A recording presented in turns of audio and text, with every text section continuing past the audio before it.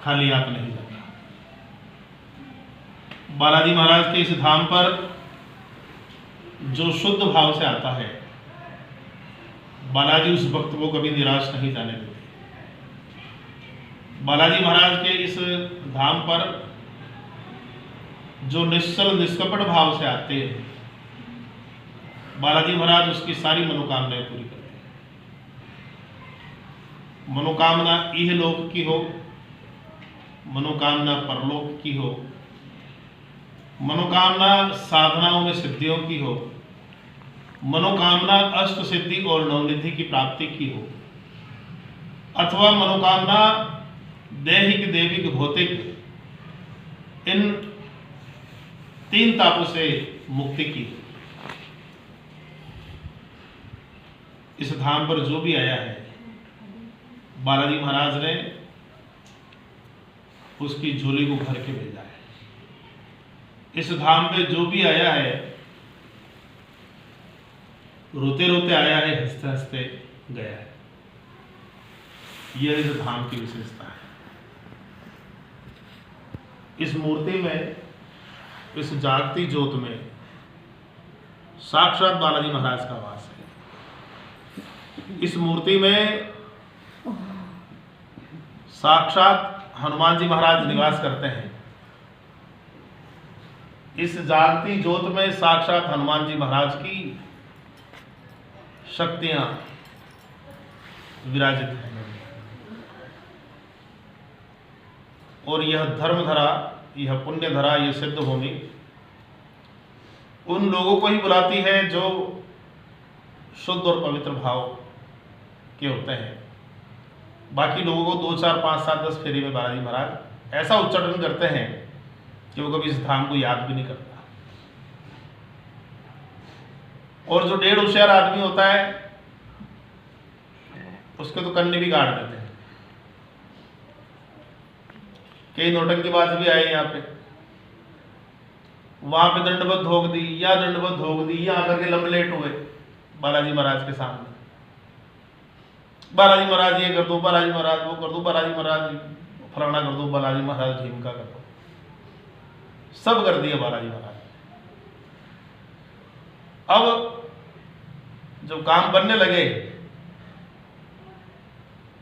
तो उच्चाटन का भाव, बालाजी महाराज भी ऐसे लोगों का काम नहीं करते, क्योंकि मैंने कहा जो शुद्ध और पवित्र भावना का होता है उसे ही बाबा इस धाम पर बुलाते हैं। और जो शातिर माइंड का आदमी होता है ना, जो खोपड़ी होता है, उसे इस धाम से कोसों दूर रखते हैं। इसलिए जो होशियार चंद है, जो ज्ञानदेव है, वो तो इस धाम से दूर ही रहे। मन में शुद्ध भाव है तो इस धाम की शक्तियों से लाभान्वित हो सकते हो, बाकी बिल्कुल नहीं हो सकते। चाहे कितने भी अर्जे लगा लो, चाहे कितने चालीसा के पाठ यहाँ पे कर लो, चाहे घर पे कर लो, चाहे किसी दूसरे मंदिर में कर लो, यही कारण है कि इस धाम पर भगवान गिने चुने लोगों को ही बुलाते हैं। वरना छोटे से छोटे हनुमान मंदिर में भी आज इतनी जबरदस्त किस्म की भीड़ है कि पूछो मत। और दूसरी बात, ये मंदिर जो दुखियों का मंदिर है, ये एक मानसिक चिकित्सा केंद्र है, मानसिक रोगियों के लिए चिकित्सालय है, बालाजी चिकित्सालय, जहां पर हनुमान जी डॉक्टर है, मैं कंपाउंडर हूं। जिनके कोर्ट कचहरी के मुकदमे चल रहे हैं उनके लिए बालाजी, मकरध्वज बालाजी का यह दरबार है। यहाँ अर्जी लगती है, बालाजी की दूत सुनवाई करते हैं। बालाजी के जो ये दरबार के अंदर विराजमान देवता है, ये उसकी मनोकामना पूर्ति के लिए अपना प्रोसीजर शुरू करते हैं। और मैं आप सभी की ओर से वकील बनकर के बालाजी महाराज के चरणों में आपकी मनोकामना पूर्ति के लिए प्रार्थना करता हूँ। लेकिन कई कपटी लोगों के लिए बालाजी महाराज कहते थे, प्रकाश तूने इसके लिए अरदास की है, मैं नहीं करूंगा इसका काम, क्योंकि कपट भरा हुआ है, छल भरा हुआ है। और बालाजी महाराज का संपूर्ण जीवन चरित्र उठा करके देख लो, पूरे बालाजी महाराज के जीवन में कहीं छल नहीं, कहीं कपट नहीं, कहीं राग नहीं, कहीं द्वेष नहीं। निश्चल भाव से जो भी राम जी की शरण में आया, जो भी राम जी ने आज्ञा दी, उसे बहुत ही बिंदास तरीके से हनुमान जी महाराज ने उस कार्य को पूरा किया और पूर्ण सफल होकर के आए। माता सीता का पता लगाना हो, आधा पर्दा काम तो उसी समय सलटा के आ गए राम जी का। रावण को इतना आतंकित और भयभीत कर दिया कि रावण ने यह सुनिश्चित कर लिया कि मेरी हार पक्की है,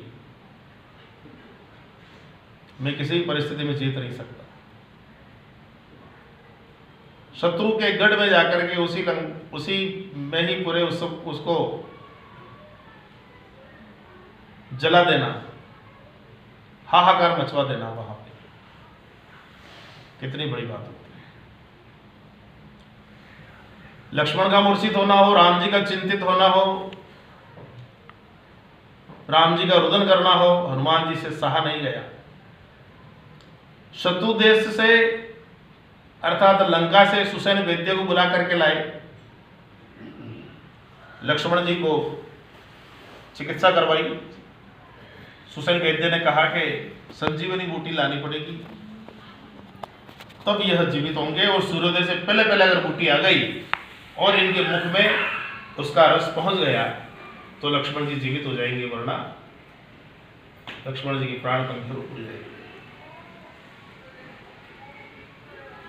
हनुमान जी गए, बूटे के लक्षण बताए गए कि बूटी चमचमाट करती है, बूटी से रोशनी निकलती है।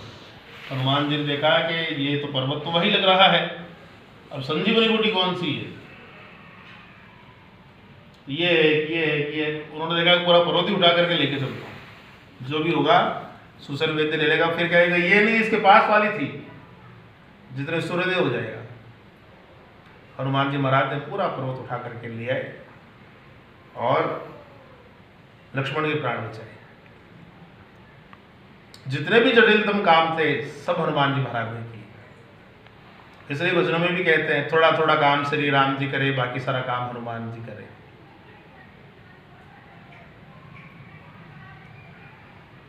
थोड़ा थोड़ा काम श्री राम जी ने किया, बाकी के सारे काम हनुमान जी महाराज ने किए। इसलिए रामदूत के दूत बनो। हनुमान जी के जीवन से हम बहुत सी प्रेरणा ले सकते हैं, निष्कपट रहने की, निश्चल रहने की, शूरता की, वीरता की, बुद्धिमता की, है